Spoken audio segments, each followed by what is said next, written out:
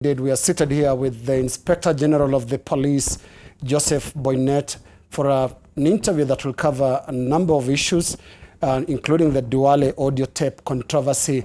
But I want us to start, Inspector General, in Mombasa, where the government, rather the State House spokesperson, Manoa Esipisu, did speak about reorganization of the security operations in the regions. Explain to us, Inspector General, the coincidence between that reorganization, if indeed it is happening, and the incident, which was in political, the altercation between the president and the governor of Mombasa, Ali Hassan Joho. Thank you very much. I like the use of the term coincidental, because it's purely coincidental that the arrival of some of those senior officers in Mombasa and their effort now to understand the region, understand properly the operations, begin getting themselves ready for the tasks that are ahead of us following a conference we had last year.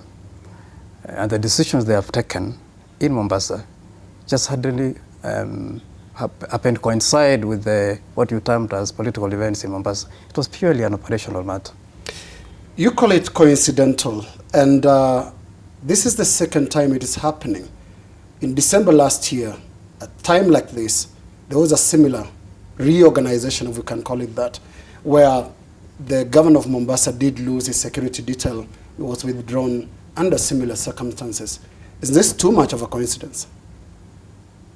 I don't think it's too much. It can't be too much. It just happens to have been coincidental. And as I told you, it is purely a Mombasa County affair, as well as Kilifi County matter. So it's purely a decision taken by the Coast Regional Command. Let's just explain it in simple terms, what exactly has happened. The reported developments include the withdrawal of security service and escort for the county governor of Mombasa. Tell us, what is that aimed at in this reorganization? It is aimed at ensuring that whatever is accorded to any dignitary there complies with the existing policy. And the scales must not exceed what is provided for in the policy. And what is the policy? Are governors entitled to police security? Bear in mind, it's a privilege. It's not an absolute right. They are entitled, but subject to certain limitations. What are the limitations arising in the case of Mombasa? Why exactly has this happened so shortly after the president had this incident with the governor of Mombasa? It is purely coincidental, as I told you. Purely coincidental. Nothing with what you could term as a political event that happened in Mombasa. There's clear distinction between police operational matters and what you termed as political events in Mombasa. Don't you think, Inspector General, that even regular Kenyans will find it hard to separate what you're calling a reorganization with what is potentially a political move? I don't think so. I don't think so at all. There are 46 other governors other than the Mombasa one. Actually, the Kilifi one also affected, so that leaves us with 45. Are they going to continue enjoying the protection of the police and the escort services? They enjoy, as I said, police protection based on the scales that are provided for by the existing policy. And I'm glad to say that by and large, most of them abide by the provisions of that policy. What is the policy, and what did the governor of Kilifi and the governor of Mombasa get wrong? That's an operational detail I'd rather not get into. Are the rest of the governors, I repeat this, are the rest of the governors going to lose their security services? Why should they? Because that is a matter, that's a decision that was taken by the Mombasa Command and does not apply to other parts of the country. You say the Mombasa Command, and that brings me to the question of the relationship between your office and the regional commanders. We see regional commanders increasingly assuming a very powerful role in the affairs of the police. And in Mombasa, for example, the regional commissioner, Nelson Marwa, is very vocal about security issues and sounds like he is able to direct the operations and work of the police. How do you liaise with regional commissioners when it comes to the work of the police? I think it is important for everyone to understand the law as it is. Regional coordinators in the national government administration, including the county commissioners, the deputy county commissioners, the assistant county commissioners, are chairpersons of security committees in their respective localities, whether it is at regional level, county level, or a sub-county level. So he has every right to comment on the decisions taken by that committee.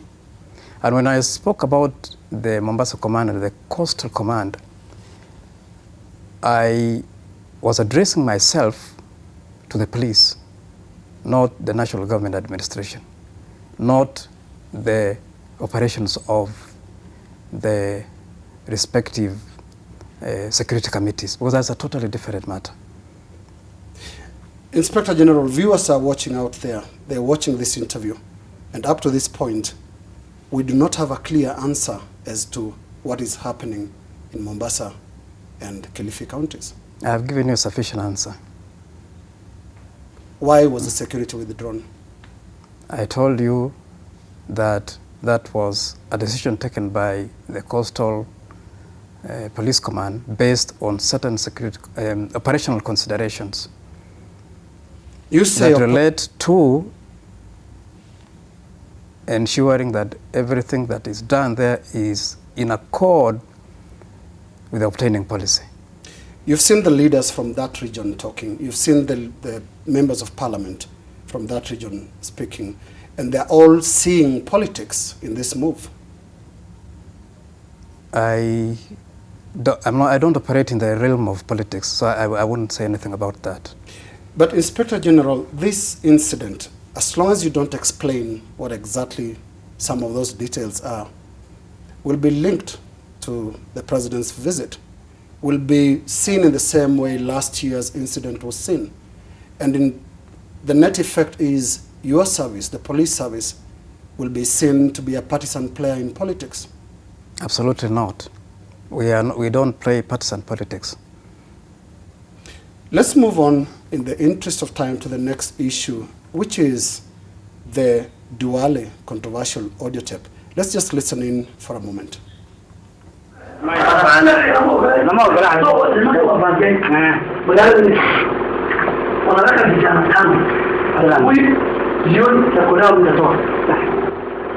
Hata mkiona hiyo gari nitaambia huyo usipidia kuja waleteni askari indika ya facility tunaenda kukana county commander OCPD na mtazidi na watu juani na nitaambia hawa hata huyu kama mshauri kama sasa mwambia wewe jaribu wana wa mbali kama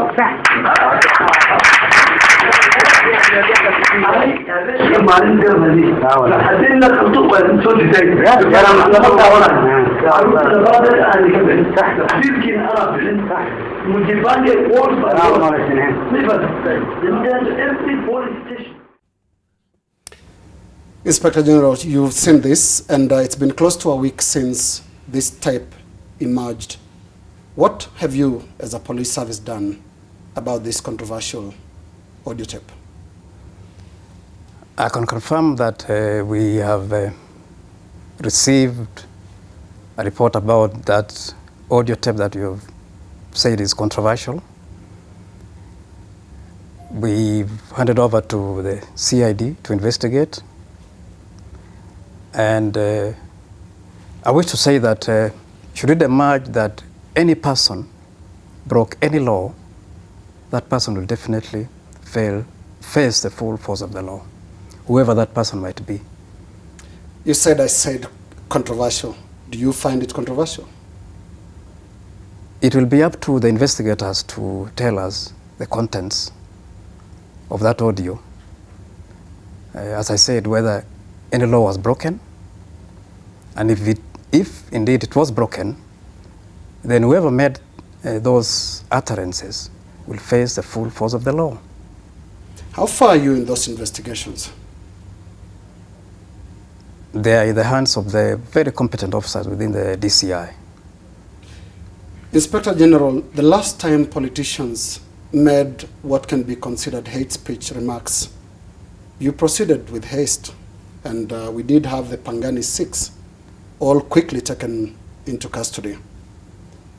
This audio tape has been reported, even within here at NTV, as the voice of Leader of Majority, Adan Duale. Are you able to actually name and say that you are investigating Adan Duale for this? I don't know the identity of whoever made those utterances. All I know is that we have received an audio clip making certain utterances that we are investigating with a view to establishing who that person is, where they were made. And as I said, if any law was broken, that person will face the full sanction of the law. You speak of that person. The person has been named Adan Duale, Leader of Majority. You're not comfortable naming? I don't rely on hearsay at my level. Neither do my very competent investigators rely on hearsay. We have to establish scientifically who that person is. So I cannot sit here and say that person is Jimmy or Johnny. I cannot do that. It's been named by others, Inspector General, as Adan Duale. Are you uncomfortable about using the name or naming the person, Adan Duale, the Leader of Majority? Why would you want me to name anybody, yet I do not have proof that that person is indeed the person who is being named by other people? It will be unfair for me to name anybody on the basis of allegations made by other people. We are guided by law, and we'd rather leave that matter to the very competent hands of our investigators. And as you said, we have always moved with speed as soon as we have conclusive evidence to prove that a Johnny or a Jimmy or whoever might be has made certain utterances that are in breach of the law and taken them to court. So in this respect as well, when we will have definitively established who that person is, that person will face the sanctions of the law. You are not giving a lot of confidence to Kenyans watching out there who are very concerned about hate speech incidences, that you have the courage and will to proceed with this issue, the audio tape from Garissa. We have all the courage and all the will to arrest and present before courts of law any persons, as we have done in the past, who make those kind of inflammatory statements. Have you questioned Adan Duale about this tape? I can confirm that he has made a statement to the police. It was a complaint. He went to the police to complain. The police didn't go to him to record a statement about this. What I know is that Honorable Duale has written a statement in relation to that audio tape. Isn't it different when it's Duale coming to the police as opposed to the police going to Duale? I don't see the difference. The difference. A statement has been made, has been written. The difference is it's not the police pursuing. It's Duale reporting to you and complaining about We are investigating that matter. I can confirm to you that one. Do you have time frames? When should we start expecting some preliminary findings on your investigations? I cannot tell you that we will be ready with the findings tomorrow or the day after. Let me get those findings from my officers when they are ready. Now, Inspector General, our interview will cover, among other things, police reforms, your preparedness for the elections. But before that, I would just want to go to recent incidences, and maybe we can watch a bit of that. Recently, Parliament, both houses of Parliament, met to discuss the electoral laws. And for the first time, Inspector General, I would like you to explain to Kenyans why Parliament was on both occasions, that is when the National Assembly was sitting and when the Senate was sitting, why was Parliament surrounded by such a heavy deployment of policemen? We had information, very credible information, that certain individuals wanted to come and create a breach of the peace around Parliament. And we had no option but to do what the law mandates us to do to ensure that there was public safety and public security around Parliament. And that's why you have always seen us put barricades on access to Parliament. And they've always been there because of reasons that we know certain individuals may be up to no good.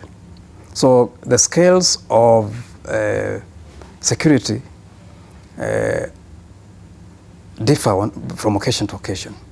So on those two specific occasions that you have asked, we had credible information that certain people are up to no good. And we wanted to make sure members of Parliament are able to transact their business undisturbed. The credible information, Inspector General, one would expect that it will be followed with something tangible, like the arrest or questioning of those individuals. Who are these? Because a viewer watching out there can as well say that is imagination. No, it cannot be imaginations. We cannot expend that amount of resources based on imaginations. The business of the Electoral Laws Bill was inside Parliament. And I would like you to explain exactly where the threat was. The threat was not inside Parliament. The threat was outside Parliament. And that's why we were not in Parliament.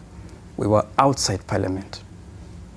Are you concerned with the perceptions that particular deployment created?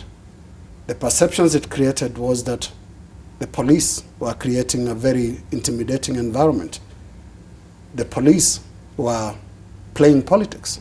No, not at all. We don't play politics. Not at all. Let me take you, Inspector General, to the next issue, which is very related. And I want to refer you to Article 37 of the Constitution, 2010. The right to peaceably and unarmed picket and present petitions to public authorities. Recently, and I think our director can actually run those pictures, demonstrators gathered at Uhuru Park to picket against rising cases of high-level corruption.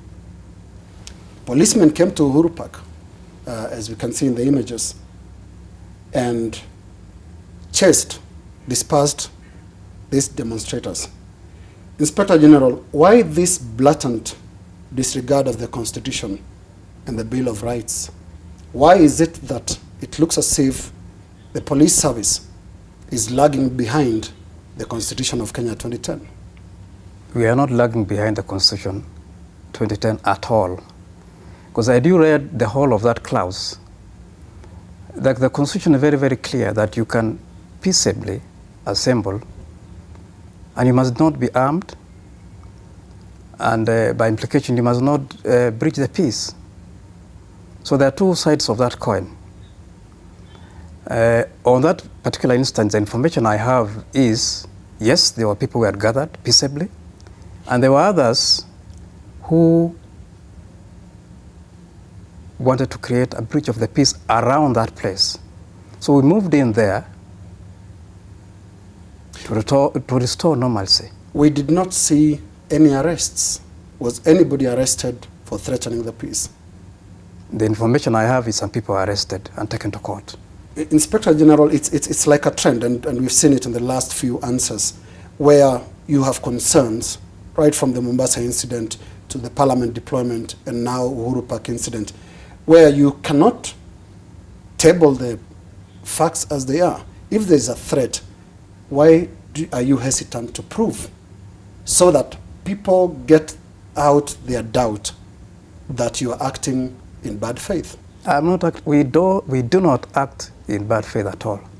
We, in every instance, act in the best interest of Kenyan people. In the very best interest of the Kenyan people, I dare repeat. Because in every instance, like for instance, the demonstration that you've alluded to, there were Kenyans exercising their democratic rights to picket and demonstrate. And there were others who did not agree with them.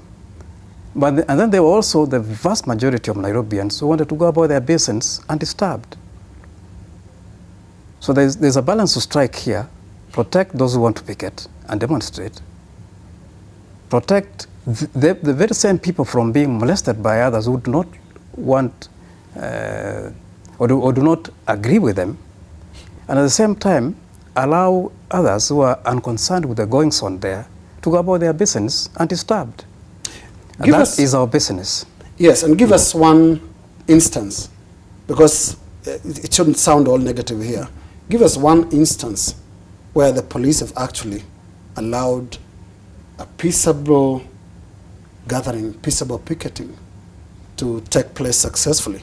The incident I'm referring to in Uhuru Park was the disruption of a gathering that was just starting at Uhuru Park.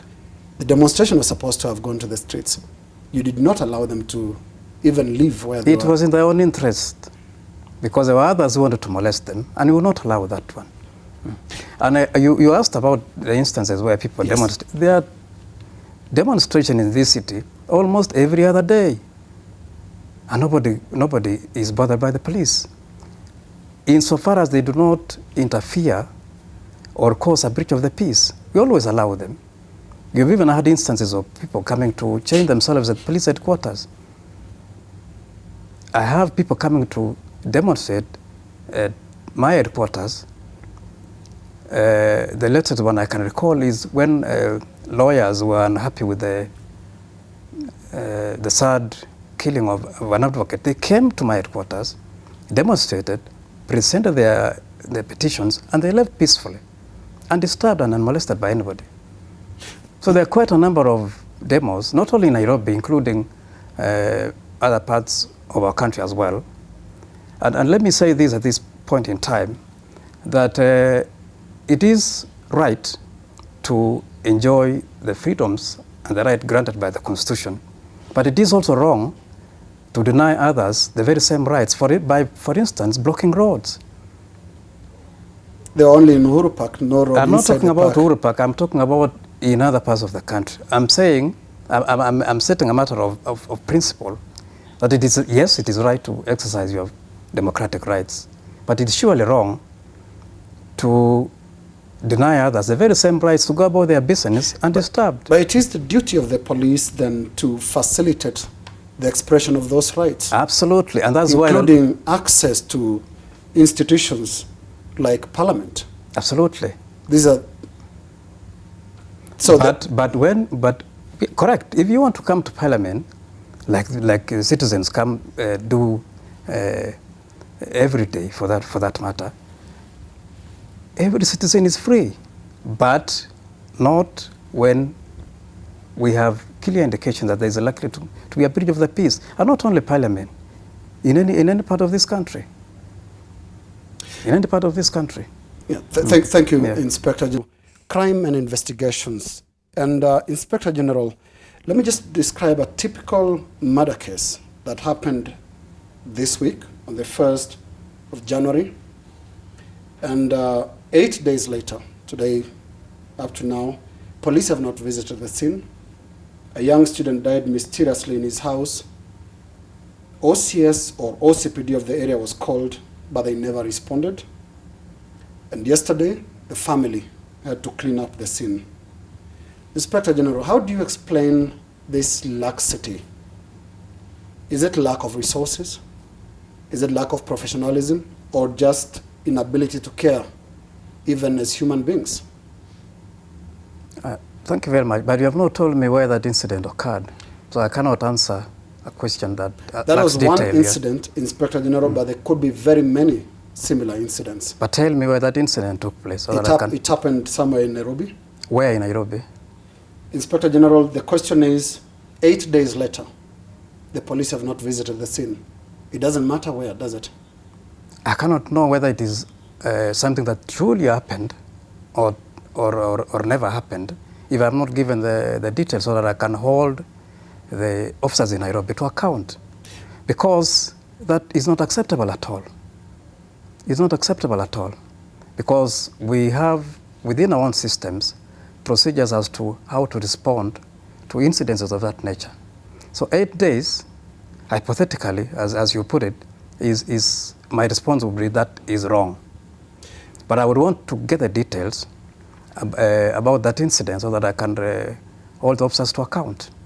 This incident happened, and like I said, it is an illustration of what happens many times. I will not agree with that supposition. Because even with admittedly some of the constraints that we face, murder cases are given a lot of seriousness. You mentioned murder cases, Inspector General, and does it bother you as the head of the police service at this hour tonight that there is no satisfactory, conclusive, or in some cases no answers at all on some of the following cases? First, the killing of Kabete MP George Muchai, university student Karen Chepchumba. There is Jacob Juma, the businessman, lawyer Willie Kimani, former MP George Thuo, GSU Inspector Erastus Chamurei. Does it bother you that these are all lack conclusive answers? That is not true at all, because all of them, in every respect, all the part of the police, we have done what the law requires us to do. And I'll make reference to Lawyer Kimani. We did a lot of very intensive investigations and arrested our own officers whom, as we speak, are facing charges in court. With respect to the Mheshimiwa former MP of Kabete, they are fellows in court as we speak. In respect to the case of the late Jacob Juma and the lady was mysteriously found murdered along Wayekwe, we prepared our files in accordance with our procedures and the law, and we have presented those files before competent courts of law for determination as to the way forward by way of inquest. So, in my own estimation, I have no reason whatsoever to doubt the competence of my officers. We do, in every respect, undertake very thorough investigations, even if sometimes we lack certain tools that I know government is working very hard to provide, like, for instance, the forensic laboratory. So accusations that we are lackluster or we don't do our work properly, I think is completely unfair. Talk to us in that breadth of competence on the issue of GSU Inspector Erastus Chamurei. I honestly do not have the facts right now that I can give you on that particular case. But I know some work has been done. Let's go to terror attacks. And we are aware through your office and other security agencies that you've done a lot in terms of just stopping some of the attacks. But those that have happened already, including Eastleigh, Kariokor, Matatu explosion, Garissa University, Westgate, we do not have successful cases of either an arrest or a clear demonstration of the tracking of the trail of these attackers. Again, our police service has not been looking very good in terms of just digging to the depth of these attacks. That also is another extremely unfair accusation or indictment of the police, because we have done quite well. And as a matter of fact, in 2015 we had 66 cases, 66 attacks that happened, and 202 innocent Kenyans lost their lives. Earlier on in 2014 we had 45 attacks, and unfortunately we lost 70 persons. Last year we had 16 attacks and 16 persons lost their lives and 8 were injured. That is a measure of what we in the police, working with other national security agencies, have done for this country. I'm not trying to arrogate ourselves that we deserve some applause, but I would want to take this opportunity to applaud officers in the National Police Service, as long as our colleagues in other national security agencies, for the great job that they have done for this country. And at the same time, applaud the people of this country for realizing the nature of the threat facing this country brought about by terrorism. So it has been a joint effort between those of us in the national security community and the people of this country. Because that threat, in our estimation, is an existential one, because those criminals want to change the way this country is configured, and we will not accept that one. Now, going to the point of investigations, to accuse the police of failing to get to the bottom of those investigations, I think is trivializing a very serious matter. On Garissa, which I happen to have been one of the very first people to have been there from Nairobi with the CS, was something of a terrible proportions. Looking at those kids who would have been even my own, because many of them are age mates of my own kids, was horrendous. And even having lost one of our officers, working with the communities, working with our other national security agencies, we have people in court as we speak in respect of that attack. And once we present criminals to court, it is quite frankly now beyond the police to judge as to how that matter will wind its way in court. And the court would normally accuse you of doing shoddy investigations. Some of the investigations can't sustain a conviction. Which ones? I'm not aware of any. You've been accused repeatedly by either the prosecutors or the courts, saying, don't blame us, the police bring files that are faulty. Good thing, Linus, is the criminal justice system, as opposed to what it used to be in the past, was refined and it works much more better nowadays. You recall in the past we would investigate offenses and prosecute them as well in court as police. We had police and prosecutors. But now we have the DPP's office that works very well with us. So we do the investigations, quite often under their direction. Sometimes we even collaborate with them in cases of weighty nature. And when we present cases to the DPP for eventual presentation to court, we, in every respect, benefit from his advice. Let's move. We're going to talk about police reforms, and you have applauded the performance of your officers. And as you do that, let's talk about their welfare. And right here on NTV, we've run a series, a documentary series called Serve and Suffer, which really showed the extent to which some of the police officers out there are suffering.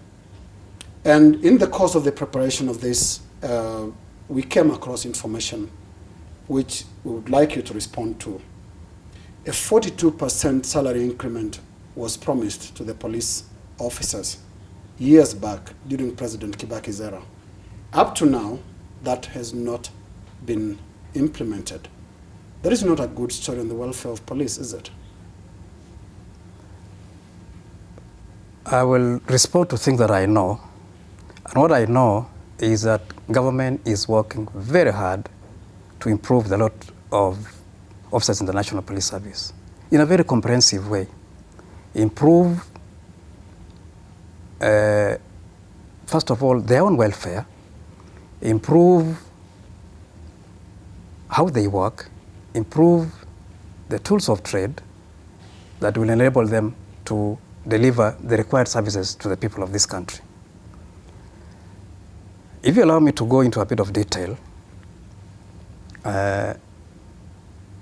on housing, there is a lot of work going on now to improve housing for the National Police Service. There's also a lot of work going on now to improve the working environment of officers within the service. In terms of tools of trade, I had mentioned the forensic laboratories. We are almost done with the physical facilities. Then the next stage will be to equip it now. In terms of fighting the very real dangerous threat of terrorism, government has worked very hard to capacitate us by giving officers body armor, for instance, properly built vehicles to enable them to fight terrorism. On our own part as well, we have been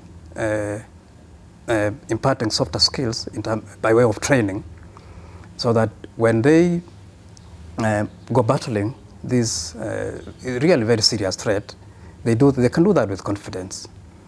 And I'm quite confident that going forward, there are good things coming our way. And I would like to hear more about their personal terms. I asked about salaries. And let me just add another concern that they do have out there is medical cover. We've heard instances where police officers complain that their NHIF cards do not work. The insurer's card doesn't work. I don't think that is entirely true, but the truth of the matter is government procured for us medical insurance. Now, the transitioning from the old way of doing things to the new one, admittedly has taken a bit of readjustment that has had a few difficulties that I'm aware the service provider is working very hard to ensure that those wrongs are righted. How much time has it taken? It has taken 2 months, because they started off in October. And salaries, they speak of almost a presidential term ago, more than 5 years. Unfortunately, I'm not competent to talk about pay for officers, because that is in the province of another entity altogether. And I know that a lot of good is being done as we speak to improve the lot of officers across all those areas that I've spoken about, including matters pay. So I've always told officers, let's be patient, good things are headed our way. Talk to us then, in the totality of that picture, what is the state of police reforms like at this stage? Oh, very much on course. Very much on course. Where is it at? What can you report tonight as the stage that the process has reached? See, reforms is not, excuse me, is not an event that we go, for instance, to a football match, one wins and one loses. It's a process. But there have been specific events, and let me refer you to the vetting exercise. What has it produced? Have you, and how many of those police officers who are vetted and found wanting, how many of them have been released from the service? Very many of them. The other day we released 127 officers from the traffic department alone who are found unsuitable to continue serving the National Police Service. And remember that that vetting exercise is a requirement established under the law. And when I say we because I'm a member of the National Police Service Commission. I'm a commissioner in the National Police Service Commission, alongside my 2 DIGs. That exercise started at the top with the senior officers and going gradually to the lower ranking officers. As of now, we are done with the officers of Assistant Inspector Generals. We are done with the senior superintendents. We are now going to the SPs. And we are also focusing on specific departments and units. At the moment, we are working on traffic, because we know that traffic is the department that has given us a really bad name. So we want to make sure that officers in that department, even as we carry out reforms in the entire National Police Service, are officers who are fit and proper to serve that department. In all fairness, I would not want to mention the names of the officers involved, but isn't it a fact, Inspector General, that some of the senior officers in the service who are vetted and found wanting are still in office? For all I know, anybody who was vetted and found unfit to continue was discharged, was removed, to use the correct technical term, was removed from the service. And they have left the police service? They have left the police service. Fair enough. Let's go to our final section now, which is your state of preparedness for the forthcoming election. Tell us, what is in place by the police service in terms of ensuring that we are going to have a peaceful election? Thank you very much. I like the word that you have used, a peaceful election. That is what we in the National Police Service are determined to deliver. We have done a lot of work beginning July of last year to prepare ourselves for the coming elections, and we have purposed to prepare ourselves properly, because we know that elections in this country are usually accompanied by a great deal of activity. Some of those activities tipple over and generate things that are not useful to anybody in this country. So our determination this time around is to make sure that we provide the right environment, and that is a peaceful one, for the people of this country to discharge their democratic right. And don't you think part of that would involve ensuring that other sectors, like the political sector, does not incite? Meaning then you would be acting in good time on questions like the Duale tape. What we have done, to be precise, is we had a meeting last year on the 13th and the 14th of December, and I invited all the county commanders from the two services and the directorate to deliberate on the state of our preparedness at a strategic level. Then thereafter, these commanders are expected to go and prepare themselves in their respective counties based on the unique characteristics of every county to properly cover those elections, to provide a safe, secure, and a peaceful environment for the people of this country, I will repeat, to exercise their democratic rights freely. IG, there are a few cases just in winding up that I would like you to very quickly respond to. One is the misuse of arms in private hands. We have the case of Chris Obure, who was in court last week, and we have the case of Frederick David Ndonyo, a senior officer at the Nairobi County government. There is something that they seem to share in common, and that is the ability to influence some of your officers. They seem to have a way around your police stations.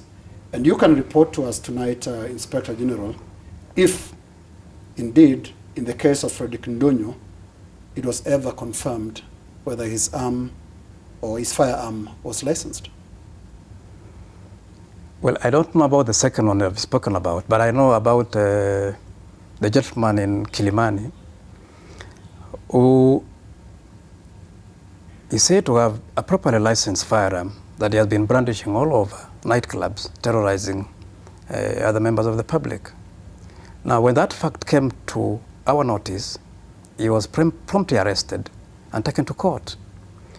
But that he has some curious relationship with some of our officers is a matter that I would wish to know so that I can hold to account that particular officer who has curious relationships with people who misuse their firearms. Let me hasten to add this, that when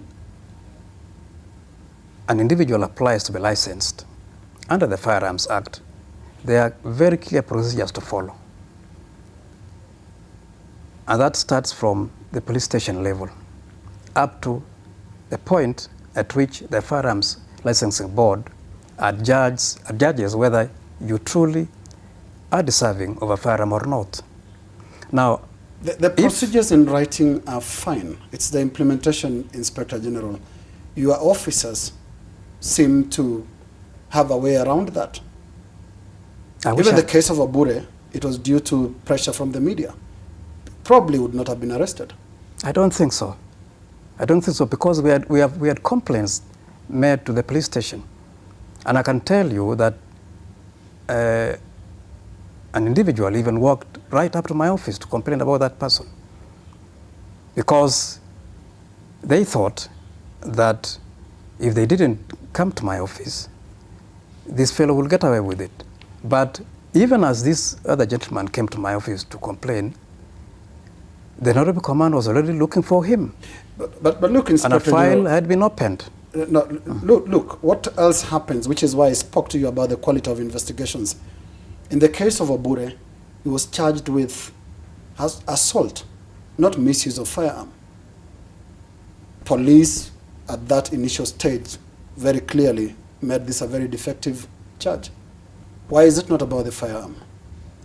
No, I don't think that assertion is right, because I know the firearm belonging to that gentleman has been withdrawn.